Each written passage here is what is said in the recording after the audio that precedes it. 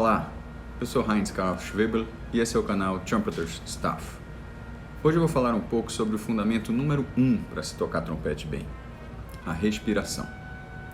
Respirar bem é fundamental para se dominar qualquer instrumento de sopro. Embora essa seja uma afirmação óbvia, a prática em si nem sempre é seguida por trompetistas que muitas vezes não se preocupam o suficiente com este fundamento, ou pensam estar respirando de forma correta sem o estar de fato. Respirar corretamente significa realizar bem as duas fases da respiração, a inspiração e a expiração. Muitos se concentram em apenas uma delas e negligenciam a outra. Não adiantará de nada encher os pulmões de ar se não soubermos como utilizar bem. Ao mesmo tempo, será impossível realizar bem a expiração sem uma boa inspiração que a preceda. Vamos começar com uma breve explicação do processo respiratório normal que realizamos desde que nascemos. No processo de inspiração, a nossa caixa torácica aumenta consideravelmente de volume, graças à ação dos músculos intercostais, ligados ao externo e à costela lobo inferior, e principalmente do diafragma. Esses músculos, ao receberem impulsos nervosos do cérebro, se contraem. O diafragma desce, forçando o conteúdo abdominal para baixo, daí o crescimento da região da barriga. E os intercostais puxam as costelas para frente e para cima, causando o aumento de volume da caixa torácica. Os pulmões então se expandem para preencher o espaço criado. Com o aumento da capacidade pulmonar, a pressão interna dos pulmões fica menor que a pressão atmosférica e o ar do meio ambiente é sugado para dentro dos pulmões.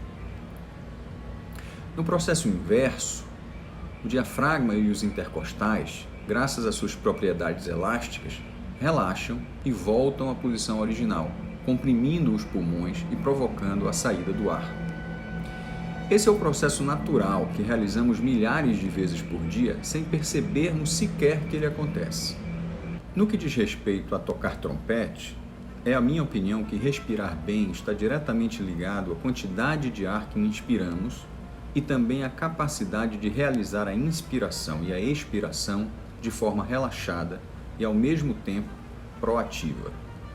Vamos falar um pouco de cada fase da respiração ao tocarmos.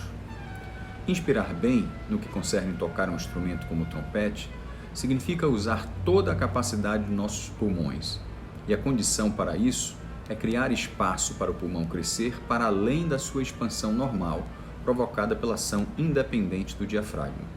Sim, o diafragma funciona independentemente da nossa vontade, mas falarei um pouco mais sobre isso adiante.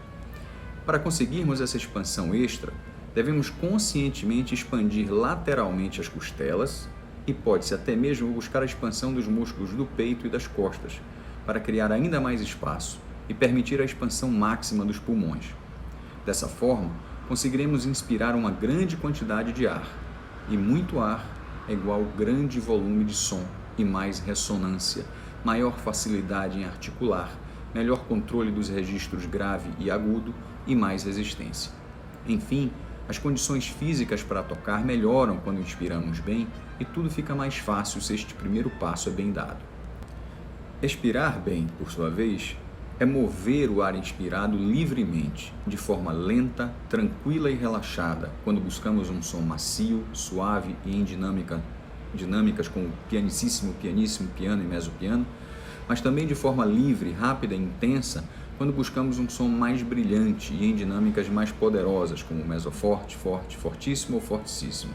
Ou seja, precisamos aprender a controlar a velocidade com que expelimos o ar conforme o caráter e a dinâmica daquilo que estamos tocando.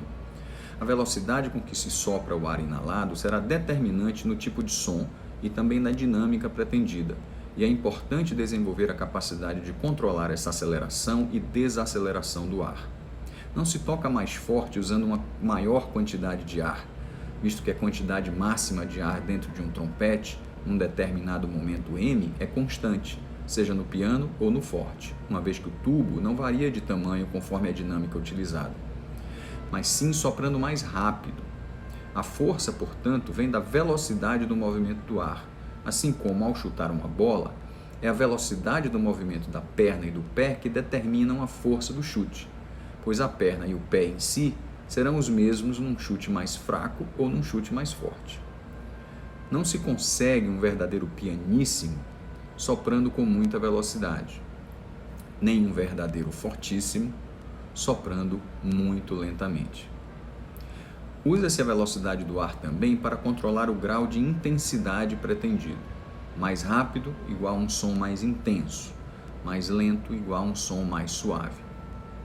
Essencial para a boa movimentação do ar é manter uma sensação de ampla abertura da garganta. Isso é fundamental para uma emissão do som mais eficiente e imediata. A garganta fechada e não a língua é a grande vilã das falhas ao se iniciar uma nota no meu modo de ver. No passado, a preocupação demasiada com a expiração levou a concepções baseadas no uso do suporte ou apoio diafragmático e a prática da expansão forçada do abdômen em busca de uma expiração mais eficiente. Infelizmente, essa crença ainda persiste em alguns trompetistas e me parece ser a maior das incompreensões em todo o processo. A importância do diafragma na respiração não pode, com certeza, ser subestimada. Ele é, sem dúvida alguma, o mais importante músculo em todo o processo respiratório. O diafragma é um músculo que tem a forma de uma cúpula, localizado abaixo da cavidade torácica e acima da cavidade abdominal, separando pulmões e coração das vísceras abdominais, estômago, rins, fígado, pâncreas, bexiga e intestinos. Ele funciona a partir de estímulos nervosos do cérebro, contraindo-se e movendo-se para baixo ao inspirarmos o ar e relaxando e movendo-se para cima ao expelirmos o ar, sem que tenhamos qualquer controle sobre esses movimentos. Aliás, a única situação em que nos damos conta da existência do diafragma no dia a dia é quando ele, ironicamente, não funciona como deveria e, desincronizado, faz com que solucemos. Toda respiração natural é diafragmática.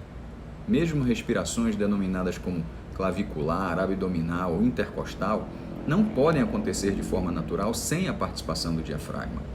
Dito isto, é preciso esclarecer que o diafragma trabalha alheio à nossa vontade e de forma ativa apenas na fase da inspiração da respiração. Ele funciona independentemente do nosso controle por uma razão muito simples e sábia da natureza. Se o diafragma dependesse do nosso controle para que o processo de respiração se realizasse, o que aconteceria ao dormirmos ou quando estivéssemos inconscientes por alguma razão? Se pudéssemos realmente controlar o diafragma, nenhum de nós jamais morreria afogado. Asfixiado talvez, mas nunca afogados. Qual a diferença? A definição de se afogar é ter água ao invés de ar nos pulmões. A de se asfixiar é não ter tido ar para ser inspirado.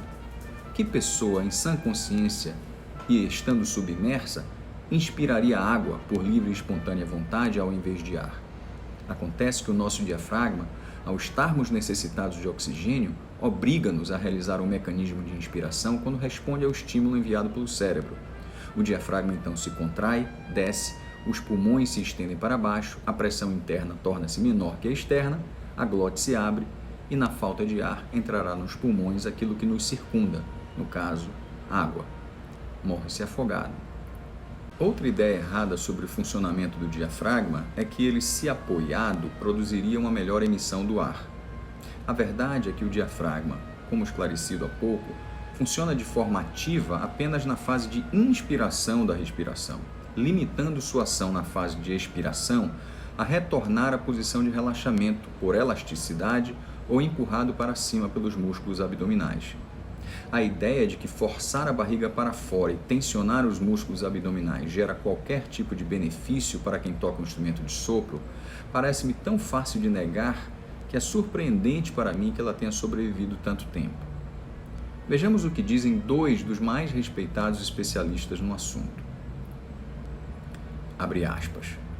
Abdominais tensos, nenhum ar. Abdominal relaxado, muito ar. Força é minha inimiga, fraqueza é minha amiga. Era o mantra de Arnold Jacobs, tubista da Sinfônica de Chicago.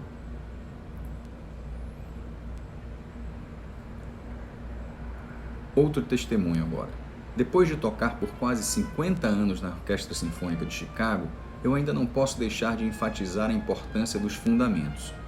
Um dos fundamentos mais importantes é o conceito de ar ativo, corpo passivo. A coluna de ar produz ressonância máxima quando os músculos que a circundam estão em completo repouso. Fecha aspas. Jay Friedman, primeiro trombone da Sinfônica de Chicago. A força com a qual se preconiza seja expelido o ar é completamente desnecessária para fazê-lo, além de dificultar exatamente o que os defensores desta prática acham estar facilitando. Observem que, ao tensionar o abdômen, automaticamente tensionamos também a glote. Vejam que incongruência, fazer força para expelir o ar e, ao mesmo tempo, fechar a sua passagem para fora do corpo. Esse fechamento da glote provoca a chamada manobra de Valsalva. Valsalva é o nome do médico que a observou.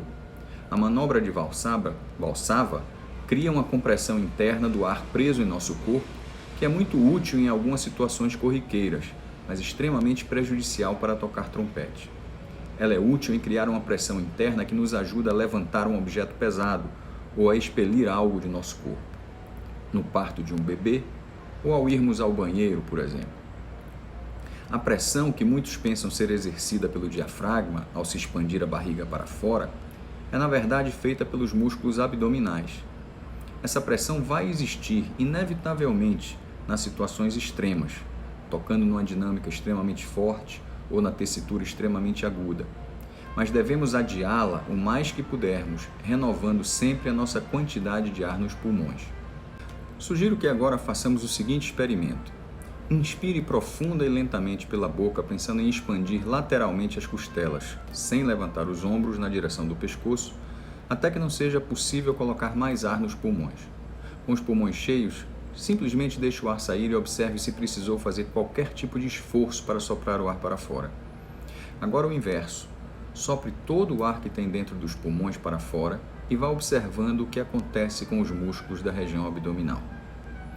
Notou que quanto menos ar você tinha nos pulmões, mais difícil foi colocá-lo para fora e mais tenso se tornou seu abdômen?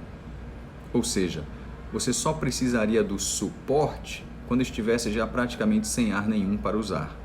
E esse é um ponto em que nunca devemos chegar. O diagrama de Schluter explica bem essa inversão de proporcionalidade entre quantidade de ar nos pulmões e esforço para exalá-lo. Observe.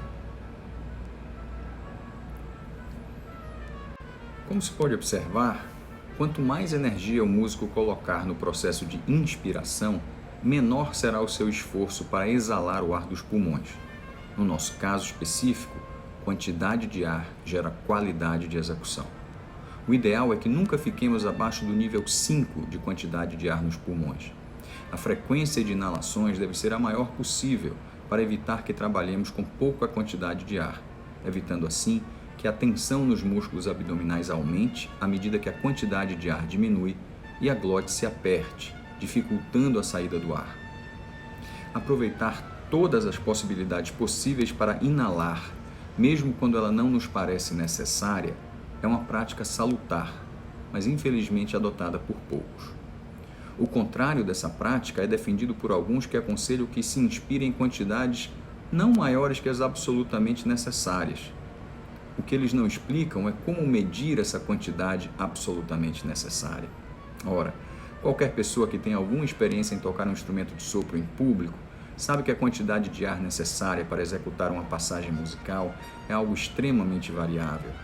O nível de nervosismo, os estados físico e emocional do músico, além de possíveis variações de dinâmicas e andamentos na hora do concerto, irão influenciar a quantidade de ar usada para se tocar uma passagem musical que talvez tivesse sido executada com mais ou menos ar nos ensaios, em condições mais próximas do ideal. Fazendo uma analogia simples, se você vai fazer uma viagem de carro de 200 km, você não abastece o tanque com o absolutamente necessário para percorrer essa distância. Você ainda não sabe a que velocidade vai viajar, se vai precisar fazer muitas ultrapassagens, trocas de marcha, se ficará preso em engarrafamentos, etc. Você simplesmente enche o tanque. Depois de anos pela busca contínua pelo aprimoramento na performance do trompete, estou convencido que a maioria dos problemas enfrentados pelos trompetistas e por instrumentistas de sopro em geral estão relacionados à má respiração, insuficiência de ar ou mau uso do ar inspirado. O primeiro passo na busca pela superação desses problemas seria, portanto, um maior conhecimento do processo respiratório com a correta atribuição de funções aos músculos e órgãos nele envolvidos.